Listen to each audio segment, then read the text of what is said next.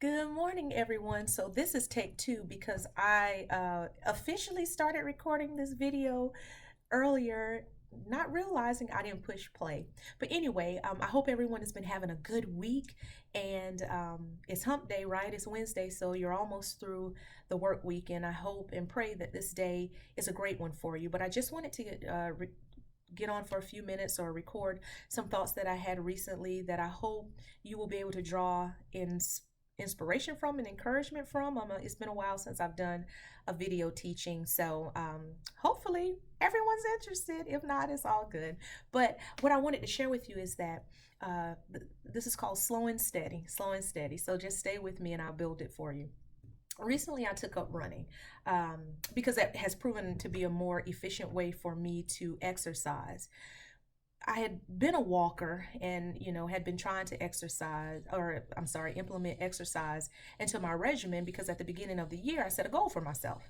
And so I was actively working toward that goal. And when COVID-19 hit, we started working remotely. So that gave me an opportunity to exercise even more because now I was able to work from home and structure my day in a way that was possible.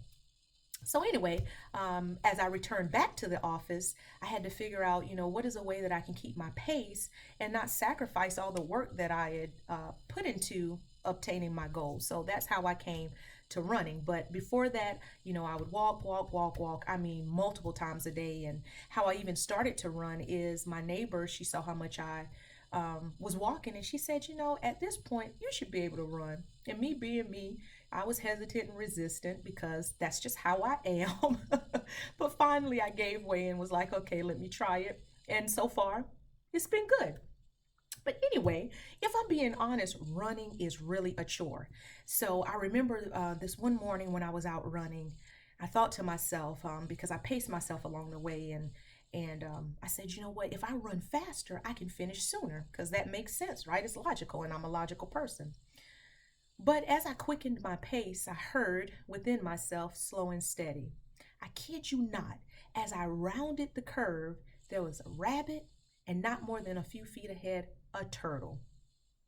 So immediately my mind, I chuckled, I smiled, and immediately my mind went to the story of the tortoise and the hare.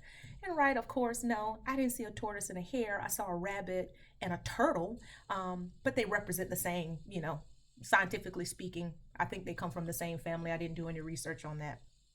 So they represent the same. And the lesson is the same, right? And that comes from Ecclesiastes 9:11. The race is not given to the swift. You see, life is a competition, and the only person that you're competing with is yourself. And sometimes the race you find yourself in is a sprint, right? There are situations that require a quick and fast response. And then other situations you find yourself in, maybe a marathon, where you're clearing distances over a longer period of time. But many people become so preoccupied with the end of the race that they lose sight of the purpose. See, you must realize that how fast you run is less important than how well you run. Pacing yourself is important. Why? Because you're given a certain amount of reserves or a specific amount of reserves that are designed to get you through the race. With each stage building the strength and the endurance needed for the next. How many times have you noticed a runner who starts out fast and strong only to stumble to the finish line if they make it there at all? This is the person who starts that new project, that new business venture, fast and forceful, only to falter because they lacked the strength and endurance to finish. See, all of life is a process, right? And it's designed to take you from here to there. And sometimes you have just got to slow down and enjoy the journey. And it's important to remember that the race is never about you. Just kind of a sideway, just kind of a sideway, right? When I was out walking and walking, I'm just walking multiple times a day because it was a relief for me. My house is full, it's blessed. I'm going to say that it's blessed with a lot of people, and I'm an introvert, y'all, and they draw on me so. And so, I would go out to walk because that was my way to escape and connect with nature. I love being out in nature. I love being in the environment. I love peaceful nature. Let me just say that. And so one morning when I was out walking, one of my neighbors, she said, "Oh, I got my three miles first thing in this morning." I was like, "Way to go! That's good for you."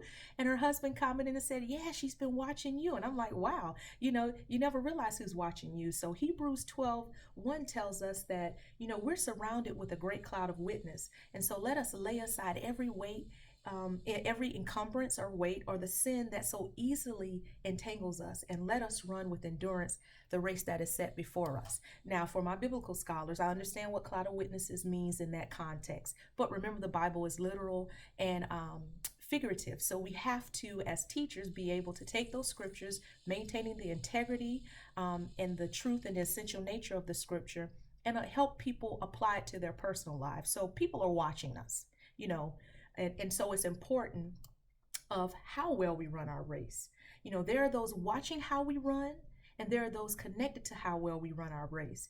Because this race is in life is called a relay, right?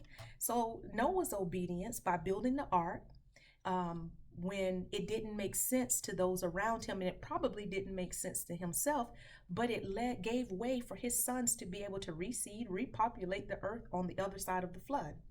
Abraham's call to God led way to birthing Isaac, which birthed Jacob, which later became Israel. And King David, he sought to build God a temple, but God said, it wouldn't be with David, but that would be carried out through his son Solomon. So slow and steady is the way, because there are those who are coming after us who need us to run our race well and to finish strong, right? Because we should be leaving for them a strong foundation, clearing obstacles, clearing hurdles, removing obstacles, so that they will be in a position to run their race well, and for those who will come after them. So I hope this has given you inspiration in some way, particularly for those who may feel as though what they're doing doesn't make a difference. It does. And just to strategize and to think about how you are orchestrating your life, or the way your life is being designed, so that you can finish your leg of the race strong. Be blessed, everyone, and have a great day.